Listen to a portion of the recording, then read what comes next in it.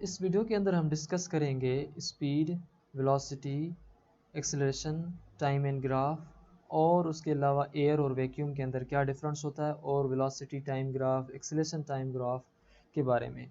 Learning objectives ये हैं। असल में स्पीड क्या होती है, पहले हम इससे शुरुआत करते हैं। स्पीड एक ऐसा डिस्टेंस है जो कवर होता है किसी भी ऑब्जेक्ट से किसी न किसी टाइम में, तो हम उसको स्पीड कहते हैं। ऑब्जेक्ट ने ये डिस्टेंस ट्रेवल किया और उस डिस्टेंस ट्रेवल करने में जितना भी टाइम लगा, उन दोनों का जो रेशो है वो स्पीड कहलाता है। इसका इसलिए फार्मूला ये है कि speed is equal to distance जो उसने ट्रेवल किया डिवाइडेड बाय टाइम, जो उस डिस्टेंस को ट्रेवल करने में टाइम लगा, इसको हम कहते हैं स्पीड। अब जो एवरेज स्पीड है वो भी हम इस तरह से ही लेते हैं, जितना भी डिस्टेंस उसने ट्रेवल किया उसको डिवाइड करें जितना भी उसने टाइम लिया, टाइम टेकन, तो वो हो जाएगी एवरेज स्पीड।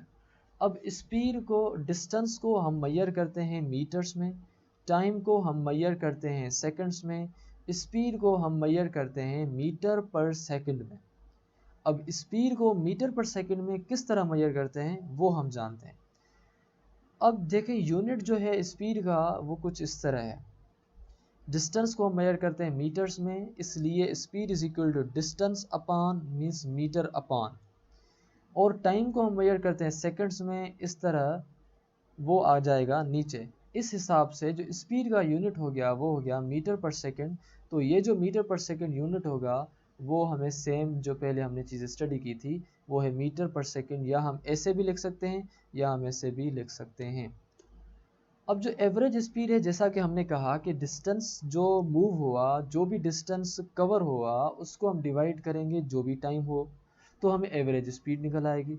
उसका हम एग्जांपल इस तरह लेते हैं, फर्स्ट करें एक कार है जो ट्रेवल करती है 50 मीटर का डिस्टेंस, और 50 मीटर का डिस्टेंस ट्रेवल करने में उसको जो टाइम लगा वो था 2 सेकंड। अब स्पीड जो है वो होती है डिस्टेंस अपॉन टाइम, मीन्स के डिस्टेंस 50 है और टाइम 2 है, तो 50 अपॉन 2 हो जाएगा। और 2 जब 50 को डिवाइड करेगा तो 2 टाइम्स 2 टाइम जब 50 को डिवाइड करेंगे हम, तो हमें 25 मीटर अपॉन सेकेंड वैल्यू मिलेगा। और मीटर अपॉन सेकेंड को हम मीटर इंटू सेकेंड इनवर्स भी पढ़ सकते हैं। So if that's speed then what is velocity. अगर ये जो हमने पढ़ा स्पीड है, तो फिर वेलोसिटी क्या भला है। अब जो वेलोसिटी है वो भी एक स्पीड ही है, लेकिन जब स्पीड को डायरेक्शन आ जाए तो फिर वो स्पीड स्पीड नहीं रहती, फिर वो स्पीड वेलोसिटी कहलाई जाती है। फर्ज करें एक स्पीड है 25 मीटर पर सेकंड, लेकिन जब वो स्पीड वेस्ट की जानिब जाने लगेगी तो फिर वो स्पीड नहीं कहलाई जाएगी, फिर वो वेलोसिटी कहलाई जाएगी। वेलोसिटी के साथ डायरेक्शन या तरफ हमें लगाना ज़रूरी है। जिस तरह ये जो बॉट है ये 25 मीटर पर सेकंड की वेलोसिटी स्पीड से वेस्ट की तरफ जा रही है, तो जिस स्पीड से वेस्ट की तरफ जा रही है तो स्पीड को और वेस्ट को यानी डायरेक्शन दोनों को मिला के हम कहते हैं स्पीड। अब एग्जांपल लें, this is the bicycle which is moving slowly and this has covered some distance, so it has covered 10 meter per second velocity to the right, and again it has moved to the backward। जब ये पीछे की तरफ move हुई तो उसने -10 metre per second left की तरफ कवर किया, या तो आगे की तरफ गई तो प्लस, पीछे की तरफ गई तो माइनस, यानी कि लेफ्ट की तरफ। अब यहाँ एक चीज़ आती है कि ऐसी चीज़ें जो डायरेक्शन को शो करें हम उनको कहते हैं कि वो वेक्टर हैं। इसलिए अगर आपसे ये पूछा जाए कि वेक्टर क्या है, जो भी क्वांटिटीज़ जिस तरह वेलोसिटी है हम उनको वेक्टर कहते हैं। अब वेक्टर हम उनको इसलिए कह रहे हैं क्योंकि उनको मैग्नीट्यूड यानी साइज़ भी है और डायरेक्शन भी है। जब भी हम स्पीड की बात करते हैं तो हम डायरेक्शन की बात नहीं करते, हम कहते हैं बस वो 20 मीटर पर सेकंड से गई, गई कहाँ वो हमें पता नहीं होता। लेकिन जब हम वेलोसिटी की बात करते हैं तो फिर हमने जैसे यहाँ पढ़ा कि वो गई 25 metre per second due to west, west की जानिब। अब वेस्ट की जानिब जब वो गई तो मतलब यहाँ डायरेक्शन आ गया। जब डायरेक्शन भी किसी भी चीज़ में हो और मैग्नीट्यूड भी हो, जब दोनों चीज़ें होंगी तो फिर हम उस क्वांटिटी को वेक्टर कहते हैं। इस हिसाब से आपकी जो वेलोसिटी है वो भी वेक्टर कहलाई जाएगी। अब एक्सेलरेशन भला क्या चीज़ है। Acceleration is a rate at which an object increases or decreases speed or velocity. Acceleration एक वो रेट है जिसके ऊपर कोई भी ऑब्जेक्ट की जो वेलोसिटी है या तो इंक्रीज होती है या तो डिक्रीज होती है। जब भी वेलोसिटी में चेंज आए, जब भी वेलोसिटी इंक्रीज हो या डिक्रीज हो, तो इंक्रीज और डिक्रीज होना ही वेलोसिटी का दरअसल एक्सेलरेशन प्रोड्यूस करता है। अब जो एक्सेलरेशन है वो change in velocity upon time taken है। जो भी वेलोसिटी में चेंज आई, जो भी वेलोसिटी में तब्दीली आई, आप उसको डिवाइड करें टाइम के साथ, जो भी टाइम लगा तो वो एक्सेलरेशन हो जाती है। अब चेंज जो है इंक्रीज हो तो भी चेंज, डिक्रीज हो तो भी चेंज। कोई चीज़ बढ़ती है तो भी तब्दीली आएगी, जो कोई चीज़ घटती है तो भी तब्दीली आएगी। तो इसलिए चेंज इन वेलोसिटी में इंक्रीज और डिक्रीज दोनों आ जाते हैं। तो change in velocity divided by time taken is known as acceleration. इस तरह से एक्सेलरेशन का जो फार्मूला होगा वो ये होगा, v माइनस यू।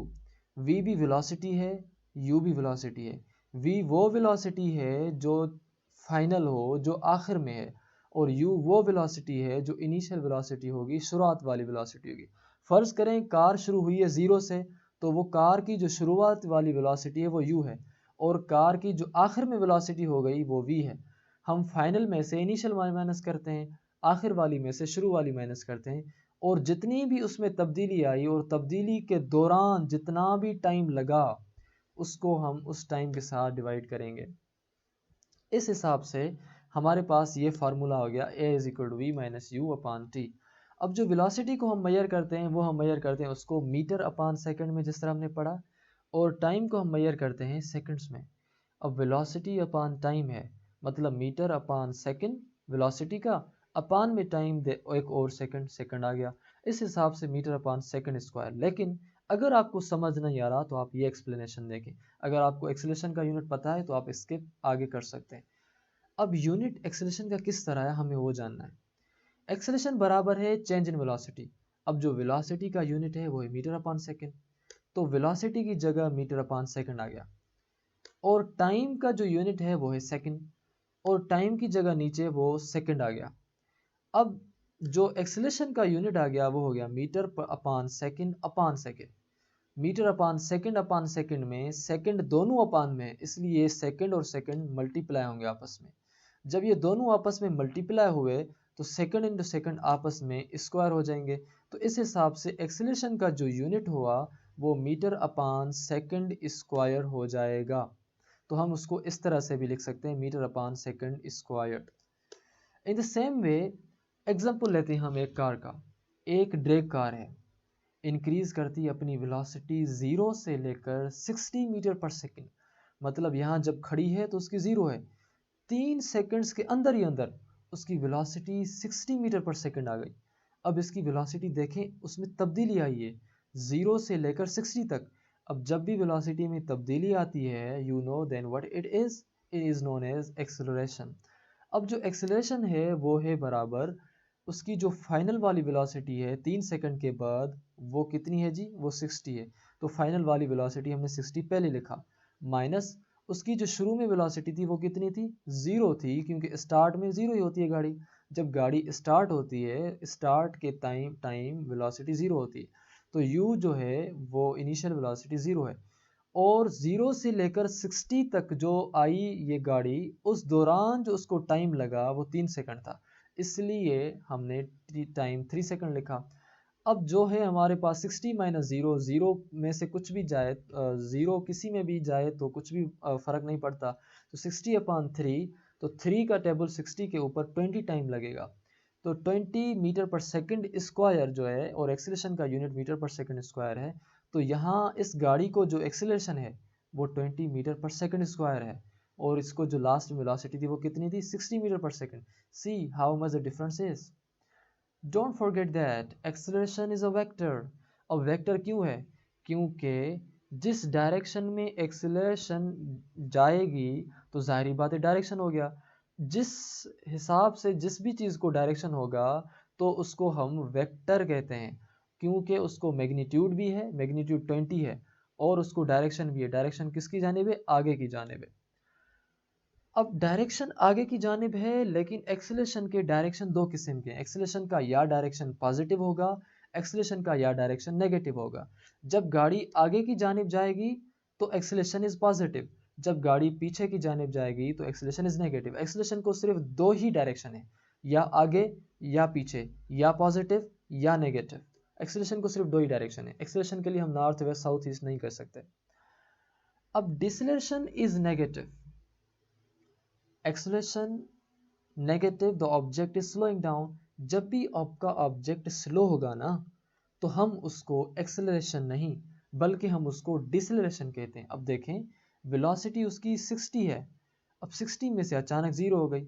अब वेलोसिटी में देखें तब्दीली आई, तब्दीली कौन सी आई? तब्दीली डिक्रीज वाली आई। जब तब्दीली डिक्रीज वाली आएगी तो उस तब्दीली को भी हम डिसलेरेशन कहेंगे, उस तब्दीली को भी हम एक्सीलरेशन कहेंगे, पर वो एक्सीलरेशन नेगेटिव है।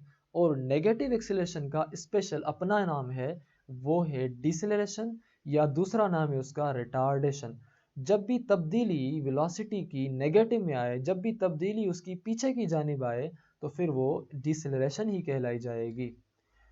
मतलब जब भी वेलोसिटी में चेंज आए लेकिन वो चेंज कम वाली आए तो डिसेलरेशन, जब वो उसमें चेंज बढ़ने वाली आए तो एक्सेलरेशन।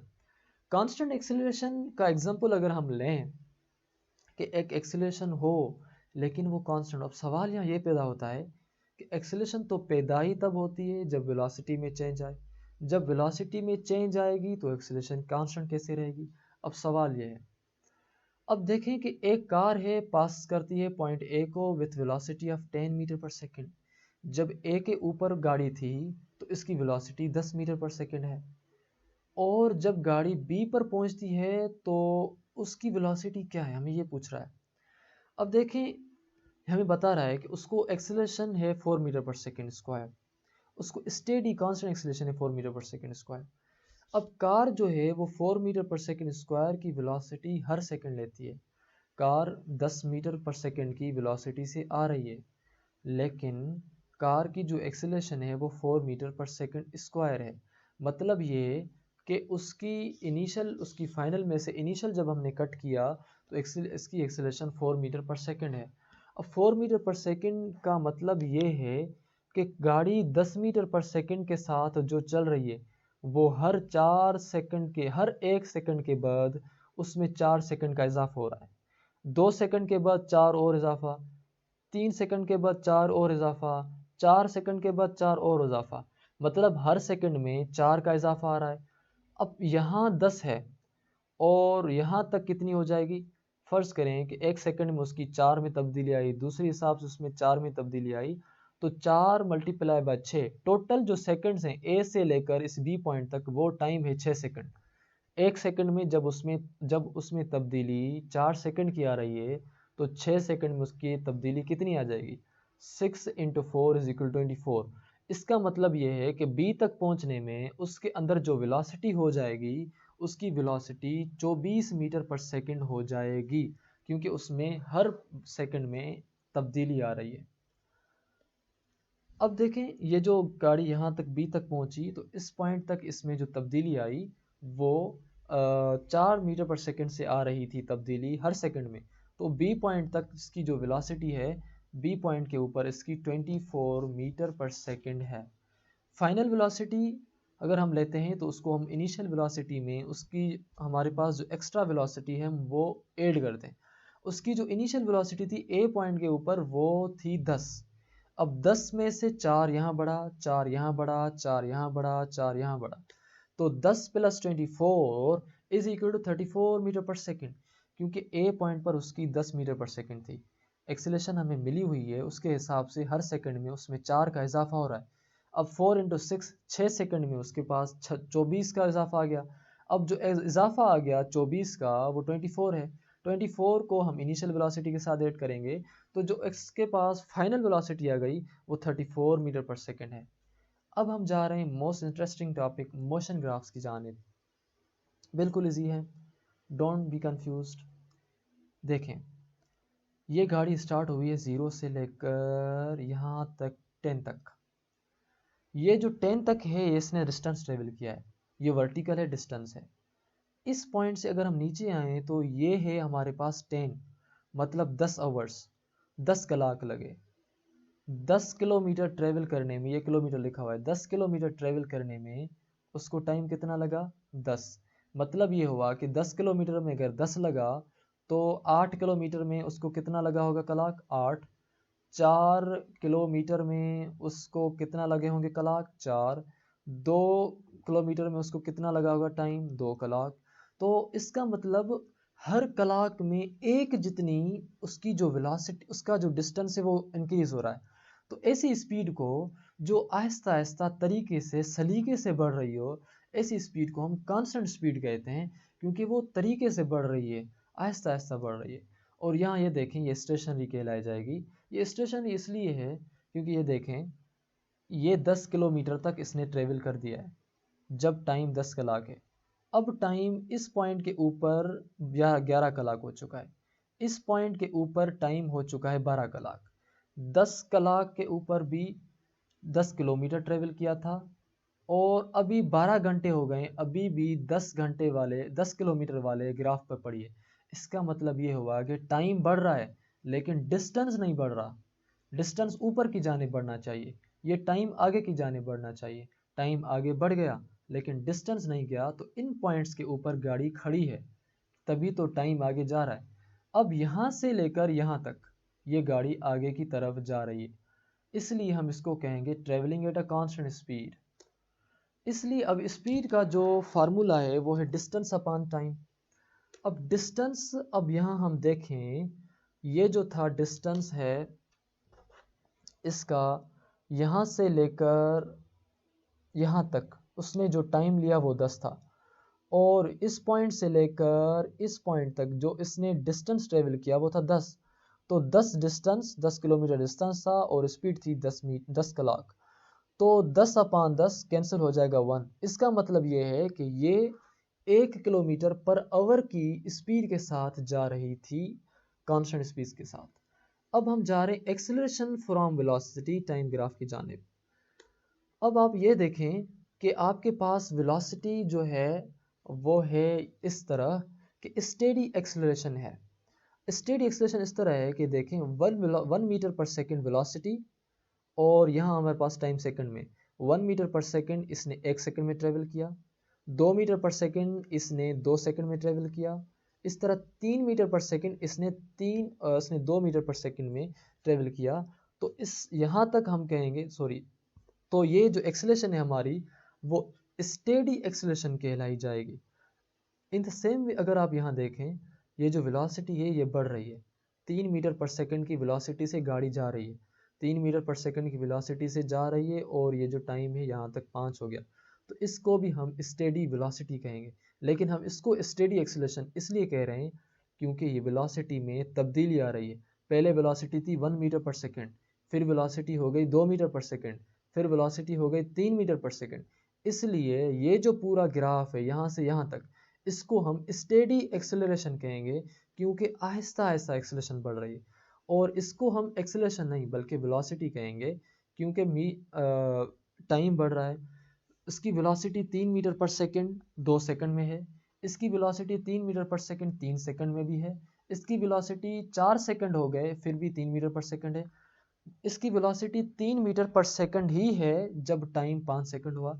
तो टाइम बढ़ता जा रहा है लेकिन उसकी velocity same 3 metre per second है, इसलिए इसको वेलोसिटी को हम स्टेडी वेलोसिटी कहेंगे।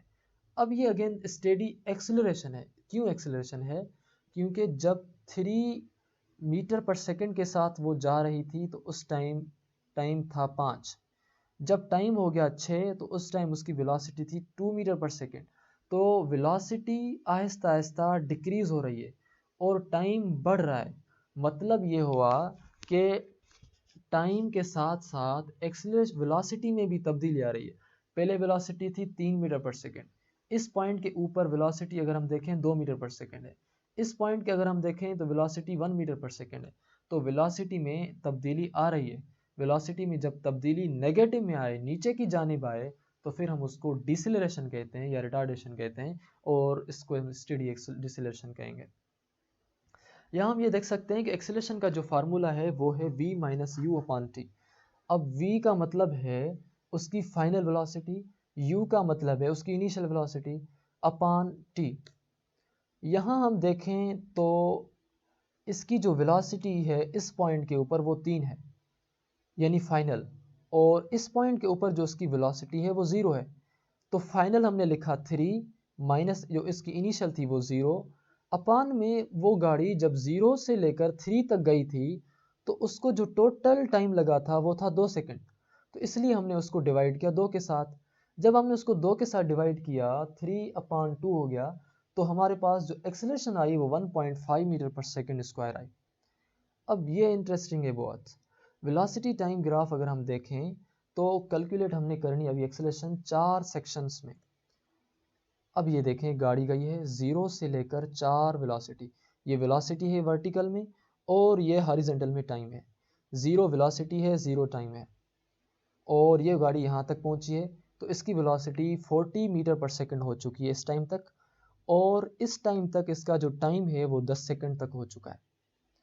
और अभी इसकी वेलोसिटी 40 मीटर ही पर सेकंड रही है लेकिन इसका टाइम 20 सेकंड हो चुका है। अभी इस पॉइंट के ऊपर 20 से लेकर वो 40 वेलोसिटी से लेकर 40 मीटर पर सेकंड की वेलोसिटी से उसकी वेलोसिटी अभी 60 मीटर पर सेकंड हो गई क्योंकि 60 वाले के ऊपर है, और वो टाइम हो गया 30 सेकंड। अभी हम देखें कि 60 मीटर पर सेकंड वेलोसिटी से उसकी वेलोसिटी डायरेक्ट 0 हो गई क्योंकि इस पॉइंट के ऊपर जो वेलोसिटी है वो 0 है। टाइम तो बढ़ गया लेकिन वेलोसिटी में बिल्कुल तब्दीली आ गई। अभी हम देख रहे हैं कि वेलोसिटी एक्सेलरेशन का जो फार्मूला है वो है v minus u upon T. इस पॉइंट के ऊपर जो एक्सेलरेशन है वो क्या होगी? इस पॉइंट के ऊपर एक्सेलरेशन ये है कि फाइनल पॉइंट क्या थी वेलोसिटी की, वो ये थी 40।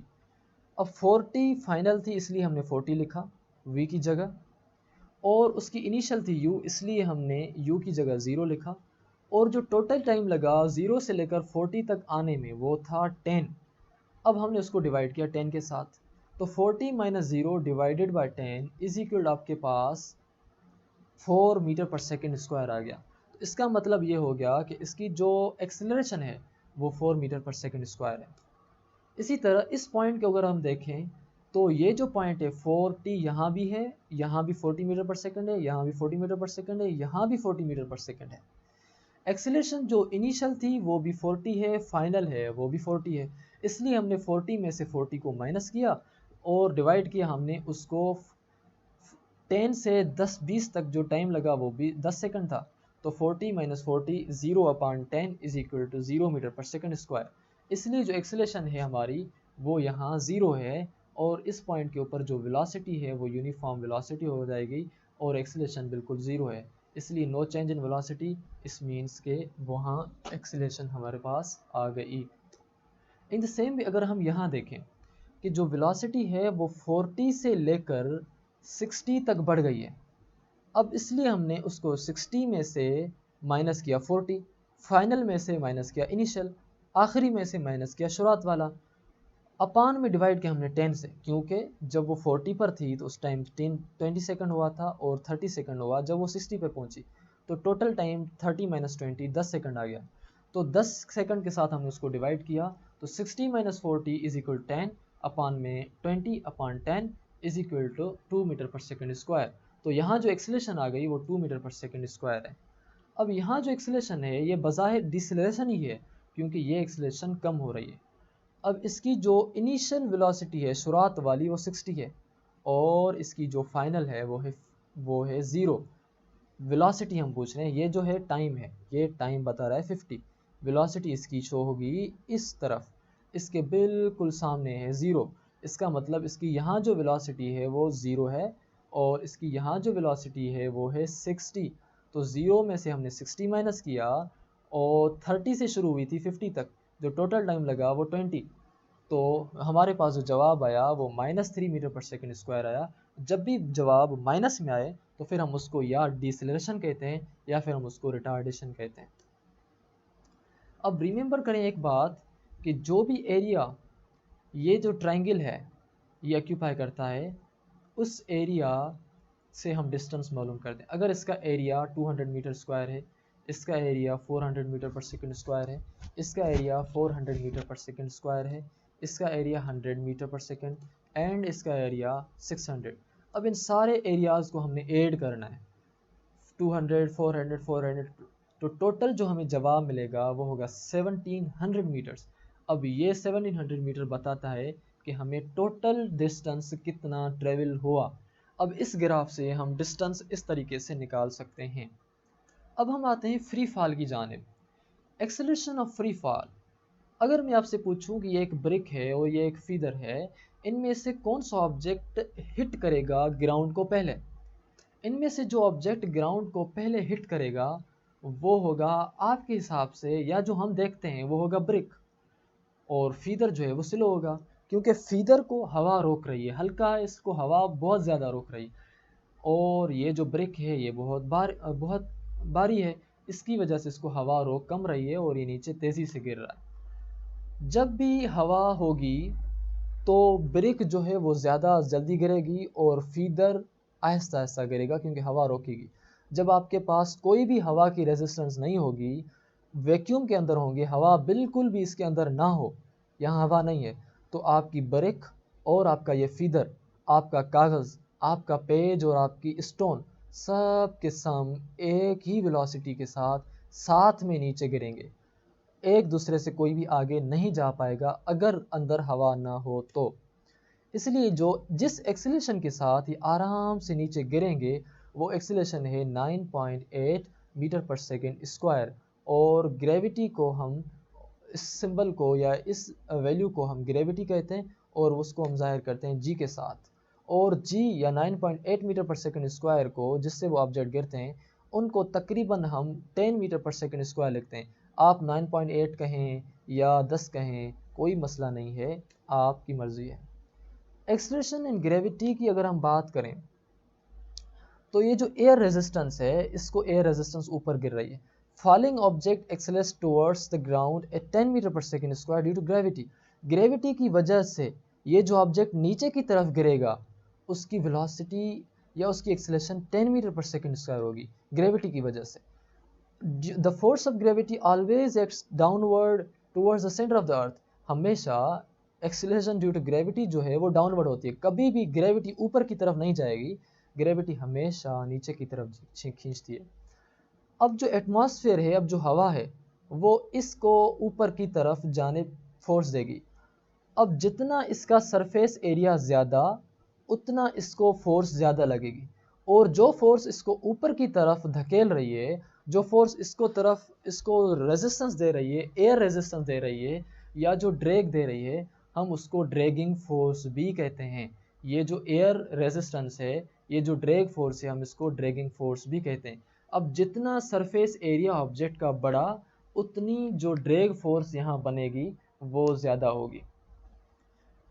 कंसीडर इस चीज़ को हम करें कि एट द फर्स्ट, जब ये आप आसमान से या कोई प्लैनेट्स जब कोई ये जहाज़ से गिरता है तो इसकी जो फोर्स ऑफ ग्रेविटी है वो larger than the drag force है।